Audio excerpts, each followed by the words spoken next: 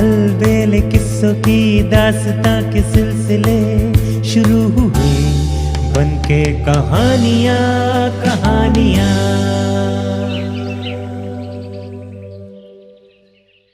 आइए सुनते हैं आज की कहानी भाई भूको मैं सीती।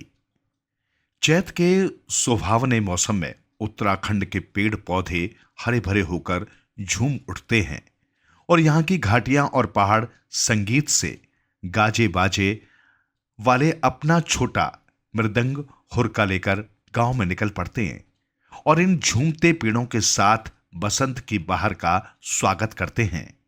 ये महीना भाई बहनों के लिए भी बहुत खुशियां लेकर आता है। शादीशुदा बहनें बहुत बेसब्री से ससुराल में अपने भाइयों का इंतजार करती हैं।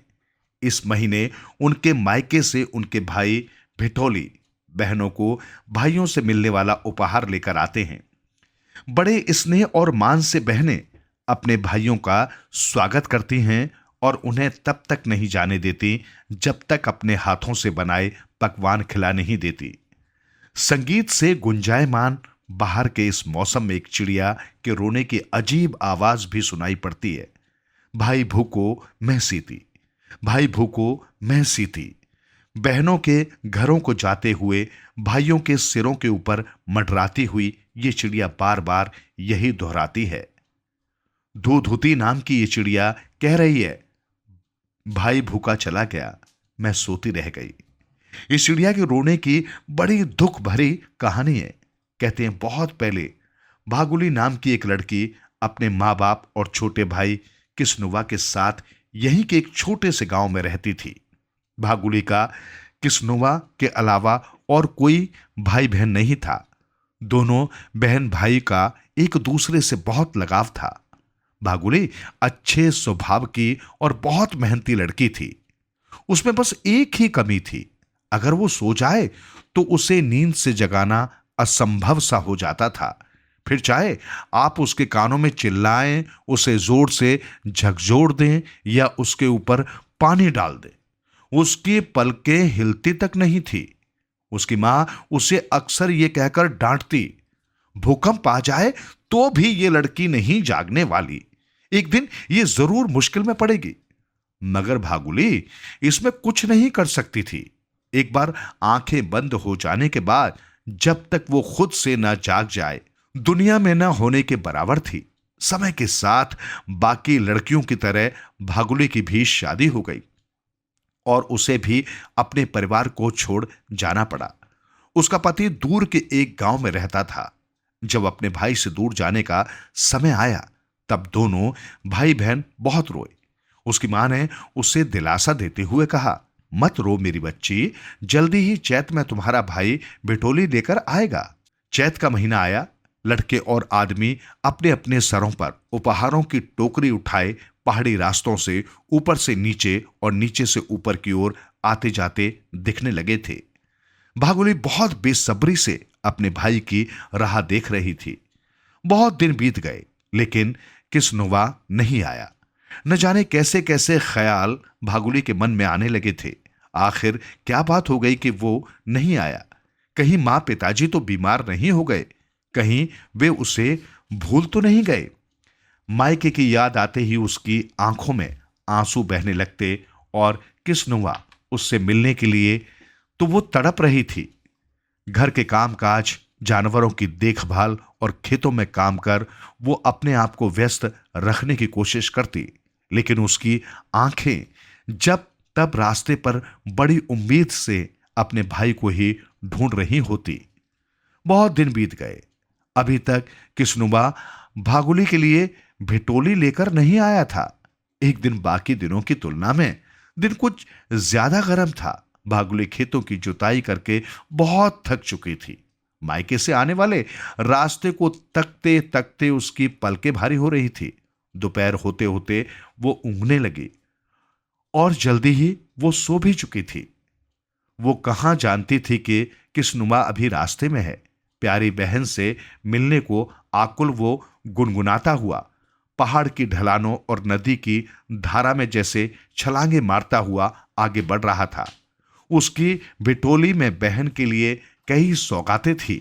एक जोड़ा नया कपड़ा, फल फूल, टीके के लिए चांदी का सिक्का और मां के हाथ के बने गरम मालपुए थे।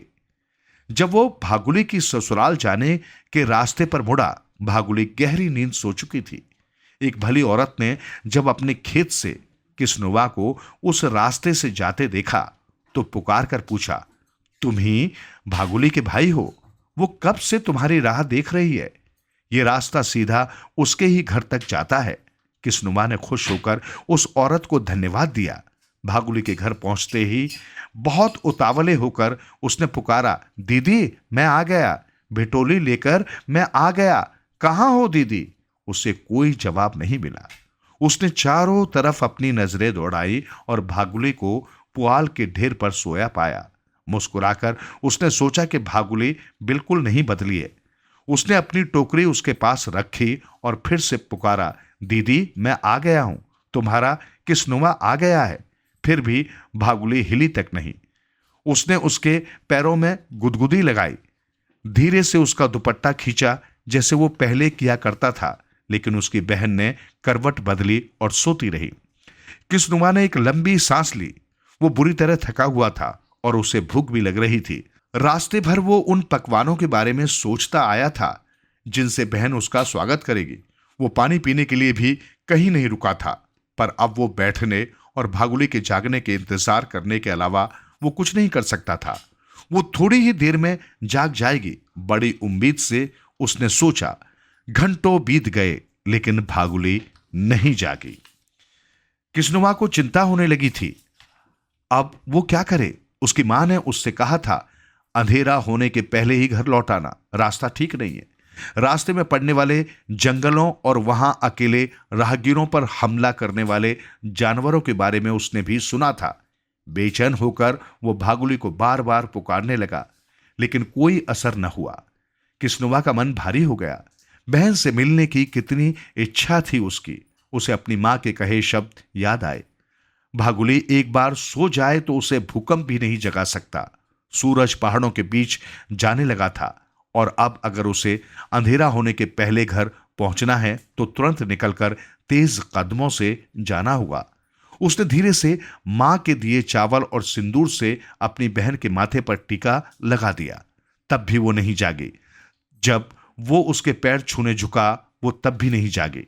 न जाने बहन से मिलने का अगला मौका कब मिलेगा। ये सोचता हुआ वो उदास मन से घर के रास्ते पर चल पड़ा। जब भागुली जागी, किसनुवा पहाड़ के दूसरी तरफ पहुंच चुका था। वो सपना देख रही थी कि भिटोली की टोकरी लिए उसका भाई वहां खड़ा है और उसे पुकार रहा है।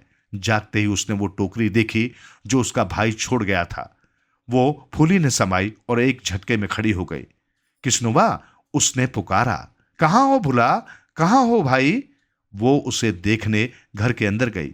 आंगन में देखा, फिर खेतों की तरफ दौड़ी, पर वो उसे कहीं नहीं मिला। तब वो गांव के हर रास्ते पर उसे ढूंढने भागी। वो औरत जिसने किसनुमा को रास्ता बताया था पुकार कर पूछा, तुम्हारा भाई चला गया, क्या लाया है वो तुम्हारे लिए? जब भागुली ने ये सुना तो समझ गई कि जब वो सो रही थी तब किसनुमा आया था। वो फूट फूट कर रोने लगी। भाई से मिलने का इंतजार उसे कितने दिनों से था। वो आया और चला भी गया। उसे किसनुमा का ख्याल आया जो तेज कदमों से उसके गांव आया होगा। बड़े धीरज से बहन के जागने का इंतजार किया होगा और भूखा प्यासा बिना अपनी बहन से मिले घर लौट गया। दुख और पश्चाताप के साथ उसने गहरी नींद में सोने की इस आदत को कोसना शुरू किया। रो रो कर वो कह रही थी, भाई भूखो मैं सीती, भाई भूखा चला गया, मैं सोती रह गई। उसे बहुत दुख हो रहा था।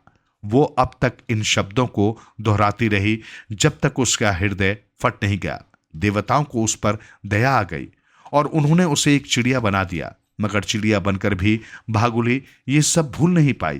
कहते हैं आज भी जब भाई भिटोली लेकर अपनी बहनों के यहां निकलते हैं, ये चिड़िया रोती रोती ये कहते हुए उनके पीछे जाती है, भाई भूखो मैं सीती, भाई भूखो मैं सीती।